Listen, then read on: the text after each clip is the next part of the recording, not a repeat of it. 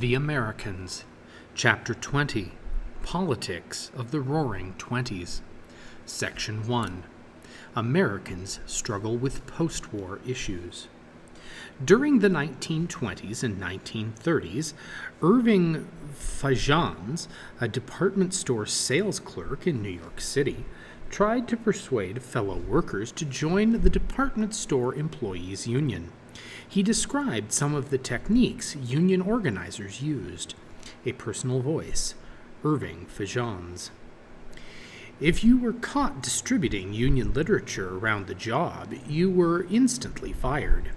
We thought up ways of passing leaflets without the boss being able to pin anybody down. We swiped the key to the toilet paper dispensers in the washroom, took out the paper, and substituted printed slips of just the right size. We got a lot of new members that way. It appealed to their sense of humor. During the war, workers' rights had been suppressed. In 1919, workers began to cry out for fair pay and better working conditions. Tensions arose between labor and management, and a rash of labor strikes broke out across the country. The public, however, was not supportive of striking workers. Many citizens longed to get back to normal, peaceful living. They felt resentful of anyone who caused unrest. Part 1. Post-war Trends. World War I had left much of the American public exhausted.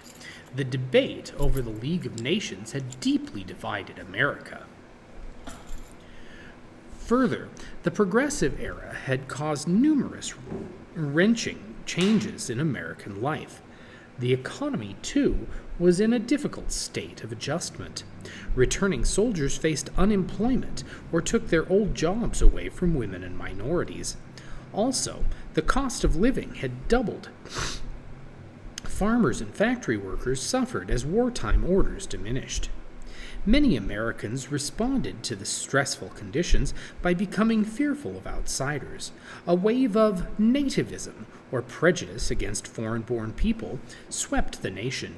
So too did a belief in isolationism, a policy of pulling away from involvement in world affairs. Part 2. Fear of communism. One perceived threat to American life was the spread of communism, an economic and political system based on a single-party government ruled by dictatorship. In order to equalize wealth and power, communism would put an end to private property, substituting government ownership of factories, railroads, and other businesses. The Red Scare. The panic in the United States began in 1919 after revolutionaries in Russia overthrew the Tsarist regime. Vladimir I. Lenin and his followers, or Bolsheviks, the majority, established a new communist state. Waving their symbolic red flag, communists, or Reds, cried out for a worldwide revolution that would abolish capitalism everywhere. A communist party formed in the United States. 70,000 radicals joined, including some from the Industrial Workers of the World, or IWW. When several dozen bombs were mailed to government and business leaders, the public grew fearful that communists were taking over. U.S. Attorney General A. Mitchell Palmer took action to combat this Red Scare. A personal voice, A. Mitchell Palmer. The blaze of revolution was sweeping over every American institution of law and order, eating its way into the homes of the American workman, its sharp tongues of revolutionary heat licking the altars of churches, leaping into the belfry of the school bell, crawling into the sacred corners of American homes, burning up the foundations of society. The Palmer Raids. In August 1919, Palmer appointed J. Edgar Hoover as his special assistant. Palmer, Hoover, and their agents hunted down suspected communists, socialists, and anarchists, people who opposed any form of government. They trampled people's civil rights, invading private homes and offices, and jailing suspects without allowing them legal counsel. Hundreds of foreign-born radicals were deported without trials. But Palmer's raids failed to turn up evidence of revolutionary conspiracy or even explosives. Many thought Palmer was just looking for a campaign issue to gain support for his presidential aspirations. Soon, the public decided that Palmer didn't know what he was talking about. Sacco and Vanzetti. Although short-lived, the Red Scare fed people's suspicions of foreigners and immigrants. This nativist attitude led to ruined reputations and wrecked lives. The two most famous victims of this attitude were Nicola Sacco and Bartolomeo Vanzetti, a shoemaker and a fish peddler. Both were Italian immigrants and anarchists. Both had evaded the draft during World War I. In May 1920, Sacco and Vanzetti were arrested and charged with robbery and murder of a factory paymaster and his guard in South Braintree, Massachusetts. Witnesses had said the criminals appeared to be Italians. The accused asserted their innocence and provided alibis. The evidence against them was circumstantial, and the presiding judge made prejudicial remarks. Nevertheless, the jury still found them guilty and sentenced them to death. Protests rang out in the United States, Europe, and Latin America. Many people thought Sacco and Vanzetti were mistreated because of their radical beliefs. Others asserted it was because they were immigrants. The poet Edna St. Vincent Millay donated proceeds from her poem Justice Denied in Massachusetts to their defense. She personally appealed to Governor Fuller of Massachusetts for their lives. However, after reviewing the case and interviewing Vanzetti, the governor decided to let the executions go forward. The two men died in the electric chair on August 23, 1927. Before he was executed, Vanzetti made a statement. A personal voice, Bartolomeo Vanzetti. In all my life, I have never stole, never killed, never spilled blood. We were tried during a time when there was hysteria of resentment and hate against the people of our principles, against the foreigner.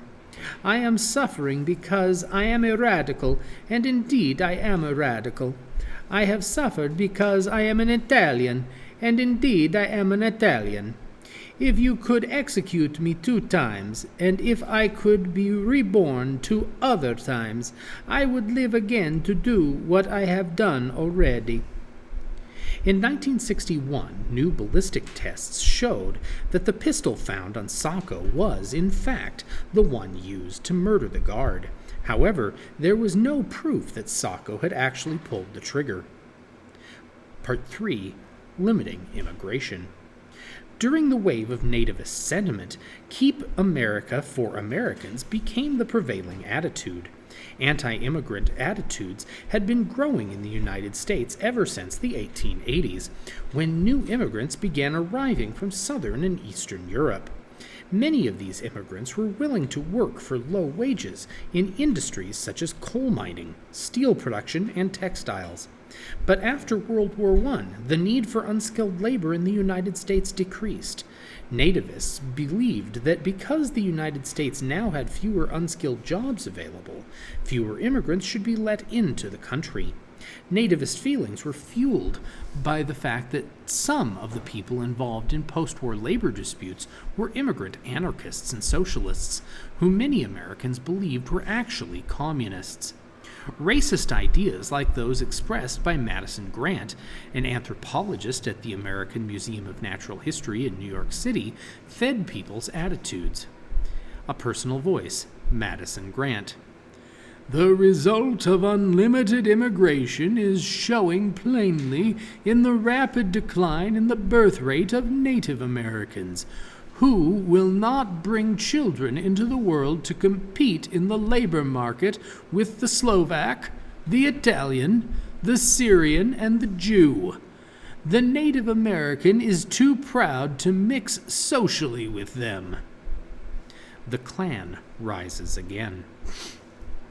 As a result of the Red Scare and anti-immigrant feelings, different groups of bigots used anti-communism as an excuse to harass any group unlike themselves. One such group was the Ku Klux Klan, or KKK.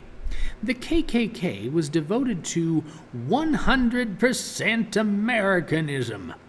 By 1924, KKK membership reached 4.5 million white male persons, native-born gentle citizens.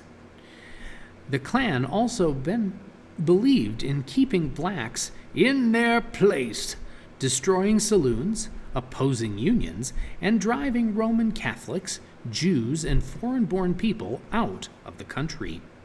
KKK members were paid to recruit new members into their world of secret rituals and racial violence. Though the Klan dominated state politics in many states, by the end of the decade, its criminal activity led to a decrease in power. The quota system. From 1919 to 1921, the number of immigrants had grown almost 600%, from 141,000 to 805,000 people. Congress, in response to nativist pressure, decided to limit immigration from certain countries, namely those in southern and eastern Europe.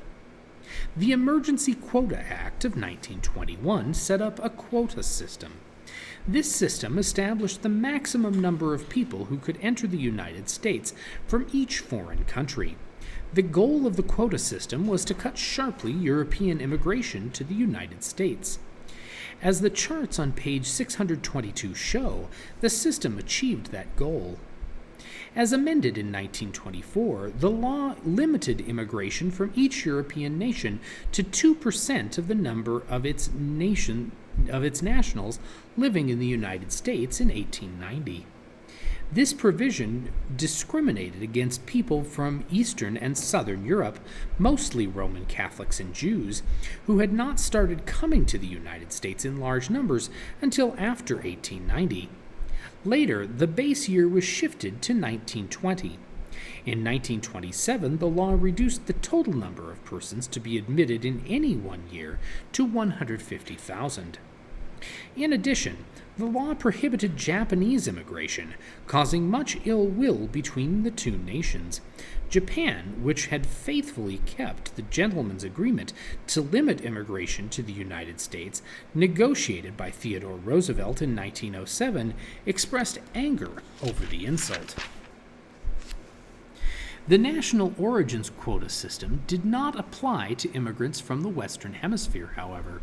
During the 1920s, about 1 million Canadians and almost 500,000 Mexicans crossed the nation's borders. Part 4. A time of labor unrest. Another severe post-war conflict formed between labor and management. During the war, the government wouldn't allow workers to strike because nothing could interfere with the war effort. The American Federation of Labor, or AFL, pledged to avoid strikes. However, 1919 saw more than 3,000 strikes, during which some 4 million workers walked off the job. Employers didn't want to give raises, nor did they want employees to join unions. Some employers, either out of a sincere belief or because they saw a way to keep wages down, attempted to show that union members were planning a revolution. Employers labeled striking workers as communists. Newspapers screamed, "Plots to establish communism." 3 strikes in particular grabbed public attention. The Boston police strike. The Boston police had not been given a raise since the beginning of World War I. Among their many grievances was that they had been denied the right to unionize. When representatives asked for a raise and were fired, the remaining policemen decided to strike. Massachusetts Governor Calvin Coolidge called out the National Guard. He said, "There is no right to strike against the public's safety by anybody, anywhere, anytime." The strike ended, but members weren't allowed to return to work. New policemen were hired instead. People praised Coolidge for saving Boston, if not the nation, from communism and anarchy. In the 1920 election, he became Warren G. Harding's vice presidential running mate. The steel mill strike. Workers in the steel mills wanted the right to negotiate for shorter working hours and a living wage. They also wanted union recognition and collective bargaining rights. In September 1919, the U.S. Steel Corporation refused to meet with union representatives. In response, over 300,000 workers walked off their jobs. Steel companies hired strikebreakers, employees who agreed to work during the strike, and used force. Striking workers were beaten by police, federal troops, and state militias. Then the companies instituted a propaganda campaign, linking the strikers to communists. In October 1919, negotiations between labor and management produced a deadlock. President Woodrow Wilson made a written plea to the combative negotiators. A personal voice, Woodrow Wilson. At a time when the nations of the world are endeavoring to find a way of avoiding international war, are we to confess that there is no method to be found for carrying on industry except the very method of war? Are our industrial leaders and our industrial workers to live together without faith in each other? The steel strike ended in January 1920. In 1923, a report on the harsh working conditions in steel mills shocked the public. The steel companies agreed to an 8-hour workday, but the steel workers remained without a union. The coal miners' strike. Unionism was more successful in America's coal fields. In 1919, the United Mine Workers of America organized since 1890, got a new leader, John L. Lewis. In protest of low wages and long workdays, Lewis called his union's members out on strike on November 1st, 1919. Attorney General Palmer obtained a court order sending the miners back to work. Lewis then declared it over, but he quietly gave the word for it to continue. In defiance of the court order, the mine stayed closed another month. Then President Wilson appointed an arbitrator, or judge, to put an end to the dispute. The coal miners received a 27% wage increase, and John L. Lewis became a national hero. The miners, however, did not achieve a shorter workday and a 5-day workweek until the 1930s. Labor movement loses appeal. In spite of limited gains, the 1920s hurt the labor movement badly. Over the decade, union membership dropped from more than 5 million to around 3.5 million. Membership declined for several reasons. Much of the workforce consisted of immigrants willing to work in poor conditions. Since immigrants spoke a multitude of languages, unions had difficulty organizing them. Farmers who had migrated to cities to find factory jobs were used to relying on themselves, and most unions excluded African Americans. By 1929, about 82,000 African Americans, or less than 1% of their population, held union memberships. By contrast, just over 3% of all whites were union members.